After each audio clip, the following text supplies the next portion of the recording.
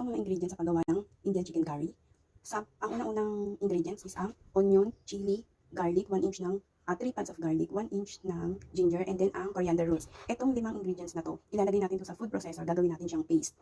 And then after natin magawa ang paste, doon na magsisimula ang pagluluto. So another ingredients is ang bay leaf, paminta, what do you call this? Cinnamon stick, cloves, cumin seeds, and then ito. And then itong cardamom seeds. So after natin magawa ang paste, lulutuin na natin itong mga dry masala. They call it dry masala. And then after na ma-proceed sa dry masala, ilalagay natin ang ating wet masala or itong mga powder masala. Ito ang cumin powder, ang salt, ang chili powder, ang turmeric powder or ang haldi sa Indian, and then ang coriander powder. Tomato, finely chopped tomato, and then ang finely chopped coriander leaves, and of course ang ating chicken. So later guys, papakita ko sa inyo kung paano ang pagluto ng chicken curry from scratch. So balikan ko kayo. So umpisahan na natin ang ating paggawa ng paste. Una natin lalagay ang coriander roots, ang garlic, ang ginger, at ang chili. And then little bit of onion kasi hindi siya kasya. So konti-konti lang muna. Then pag na paste na siya,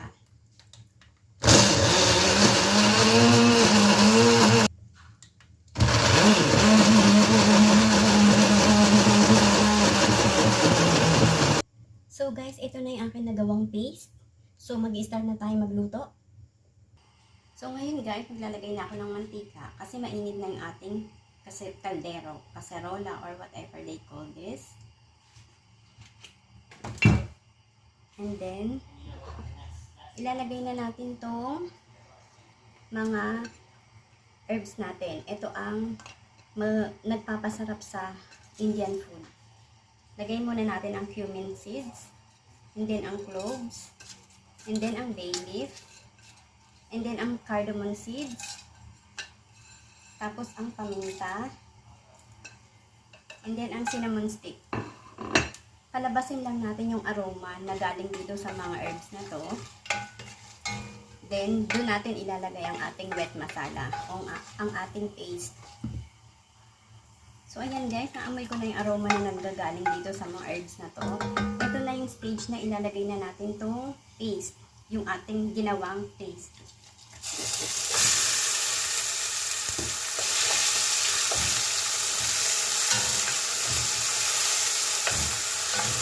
Haluin lang natin siya hanggang maging brown na brown yung kulay ng ating ginawang paste. Kailangan guys, yung kulay ng onion is brown siya. Magba-brown to. So, it takes 45 minutes sa paghalo para maging kompletong brown na ang onion. Yan ang procedure talaga sa paggawa ng Indian food. Yan ang pinaka, the best na gagawin mo is haluin mo talaga. Tapos kapag nakita ninyo na pero medyo nagda-dry siya, mag-a-add kayo ng konting tubig. Konti lang para mawala yung mga brown sa gilid ng kaldero. So guys, kung nakikita ninyo may brown yung paligid niya, lagyan nyo lang ng konting tubig para makuha yung brown part na to. Kasi yan ang nagpapasarap. Onion kasi yan na parang medyo na dry siya. So kailangan makuha niyo yung part na yan. So guys, kung mapapansin niyo, nag-iiba na yung kulay ng onion, di ba? Kunti na siya nagba-brown. So, kailangan pa ng konting halo. About 10 minutes pa. Kasi medyo wet pa siya eh. Oh. Medyo may tubig-tubig pa siya. Hayaan lang natin siya mag-dry. Then, lalagay na natin ang ating powder masala or ang powder ingredients. So, guys, pwede na natin ilagay yung ating mga powder masala.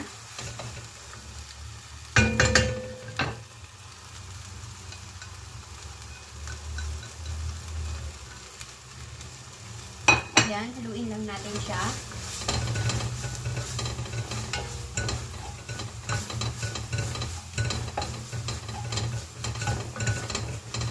Ang sekreto kasi guys sa pagluto ng Indian food, kailangan yung dry at saka yung powder masala lutong-luto. Hindi pa pwede yung madali ang luto lang.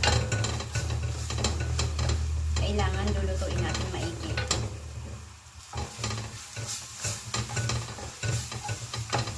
Ngayon naman, ilalagay na natin ang ating chicken breast.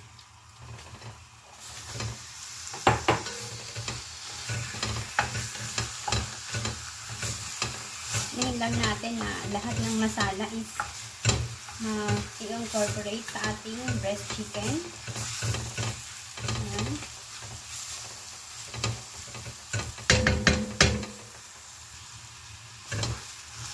haluin lang natin siya.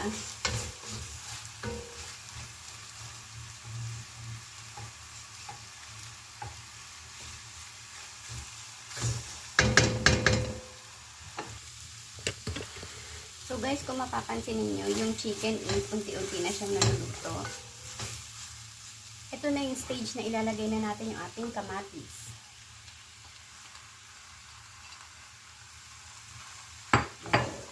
Haluin lang natin siya.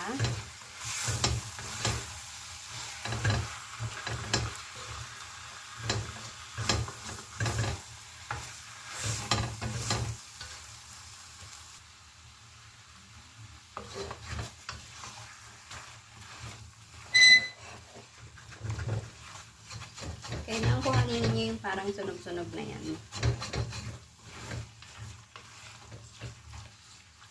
Yan. Then, maglalagay tayo ng isang basong tubig.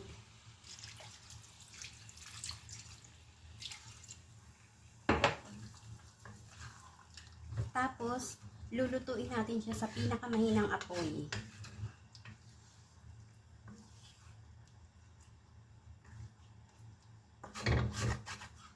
Kuhanin natin yung mga nasa gilid-gilid na parang sunog na yan.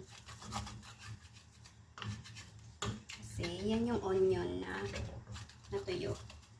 So, yan ang nagpapasarap sa Indian food, Indian curry. So, yan. Now, lalagay na natin yung ating coriander leaves na cut finely, coriander leaves.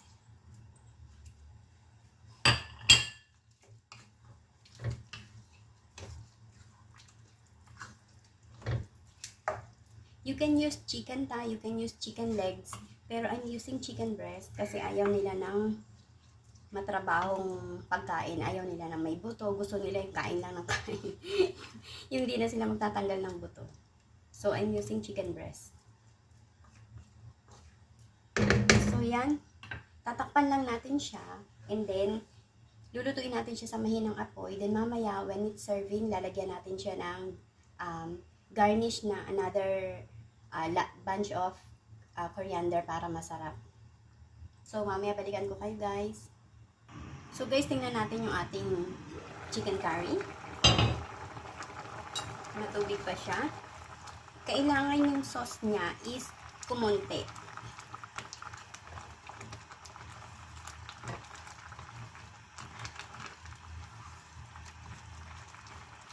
Scrape lang natin yung mga nasa paligid na medyo na-burn na onion.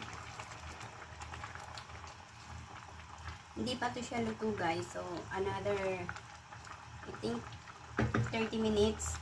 Hanggang yung sauce niya is kumunti na lang. Then, switch off na natin siya. Pero sa stage na to, hindi pa luto ang ating chicken curry. So, mamaya balikan ko kayo guys. Takpan natin siya ulit. Check natin ulit ang ating curry. Kung ano na ba. Yan, medyo nagiging thick na yung sauce niya dahil sa tomato and then sa mga masala, sa mga wet masala. Guys, i-scrape natin yung ilalim kasi wag natin hayaang matutong yung ating chicken curry. Kasi pag natutong siya, magiging mapait siya. So, i-scrape natin siya. Since ito na yung stage na malapit na siyang maluto, i-scrape natin dahan-dahan para naman hindi madurog yung chicken. Konti pa. Panuli natin siya. Check natin ulit yung ating chicken curry. Hindi na ang sauce niya. Scrape natin yung ilalim.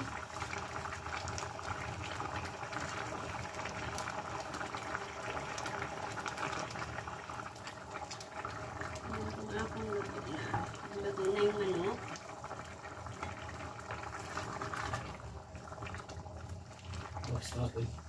Yeah. But I need to reduce more of the sauce, of the gravy. Guys, itong chicken curry, itong sauce na to, pwede nyo din itong gawin sa mutton curry. beef curry or fish curry. And then also prawn curry. You can use this, masala.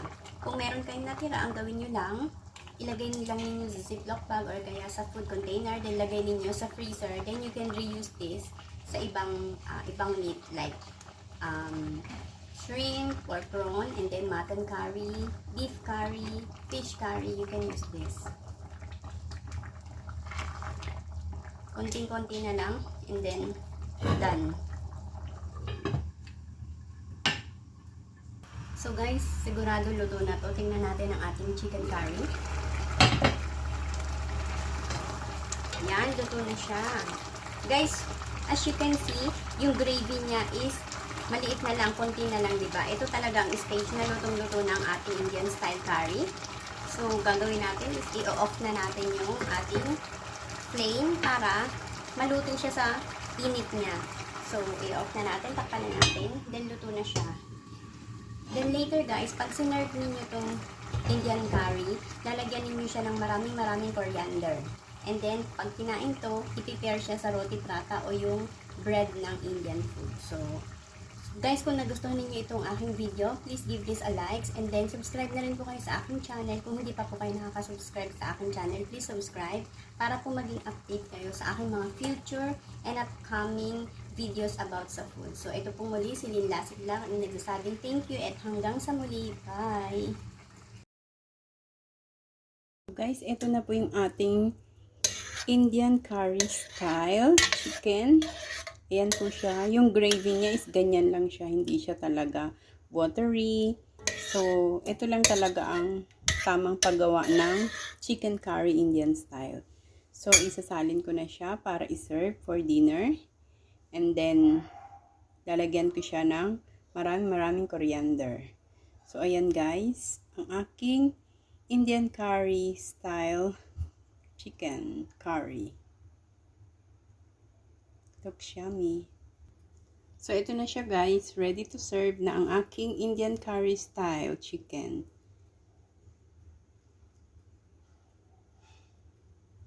Yan. Indian curry style chicken.